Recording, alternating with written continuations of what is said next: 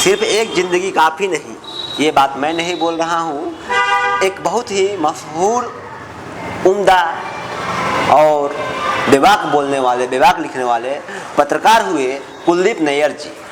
नाम तो आपने सुना होगा। उनकी ऑटोबायोग्राफी है और किताब मेरे हाथ में है। मैं ये पढ़ चुका हूँ और पढ़ते पढ़ते मुझे लगा कि मैं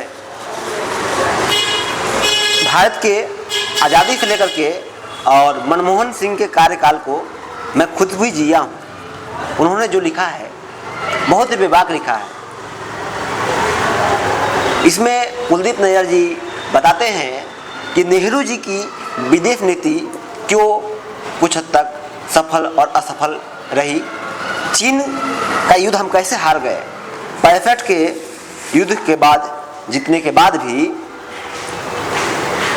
ताशकंद में जाकर के शास्त्री जी कैसे मृत्यु शैया पर सो गए।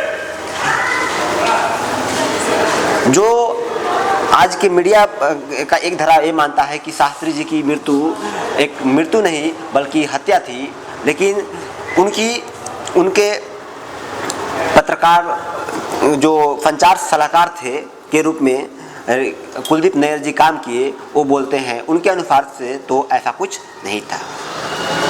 जो कई बार लोग मानते हैं ना कि इंदिरा गांधी खुद प्रधानमंत्री बनने के लिए शास्त्री जी को रास्ते से हटा दी, वो इस बात को झुठलाते हैं। और ये कुलदीप नैयर जी एक ऐसे पत्रकार थे जो इंदिरा गांधी के इमरजेंसी काल में जेल भी गए। एक समय में उनके सहकर्मी के रूप में काम किए और जब इंदिरा गांधी की वो लोकतंत्र की जब अंधकार आया तो उसमें इनको जेल भी जाना पड़ा अपने बेबाकी लेखन के वजह से। आज तो कोई भी बाइक लेकर के यूट्यूबर बन के पत्रकार घोषित कर देता है। पत्रकार बनना इतना आसान नहीं है।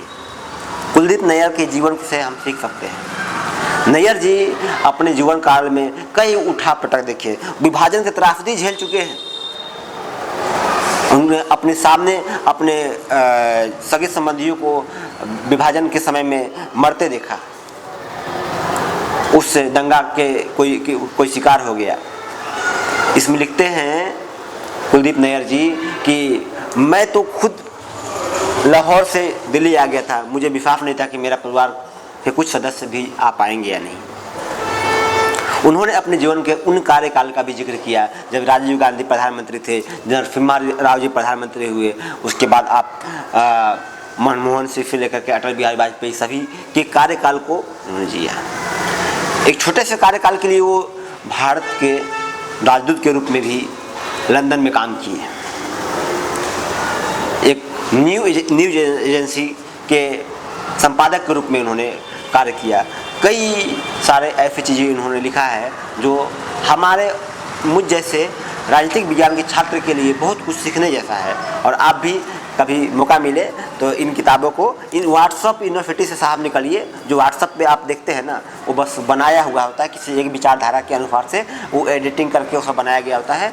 आपको सही जानना है तो किसी एक व्यक्ति के लिखा हुआ किताब पढ़िए। अब मैं ये नहीं बोल रहा हूँ कि इन्होंने जो लिखा है वो सही है, वो उनकी अपनी दृष्टि हो सकती है, लेकिन अब इससे ज़्यादा ऑथेंटिक क्या हो सकता है। जो व्यक्ति खुद शास्त्री जी के मीडिया सलाहकार रहा हो, तो उससे बेहतर क्या आपके आज के समय में जो व्यक्ति व्हाट्सएप पे फॉरवर्ड टू फॉरवर्ड खेल रहा है वो बेहतर बना सकता है? शायद नहीं। इसीलिए आज भी मैं आपसे सलाह कर देता हूँ कि आप इस मोबाइल की दुनिया से थोड़ा सा बाहर निकल करके अपने सिरहाने फिर से एक किताब रख लीजिए। बाकी बातें बाद में। धन्यवाद।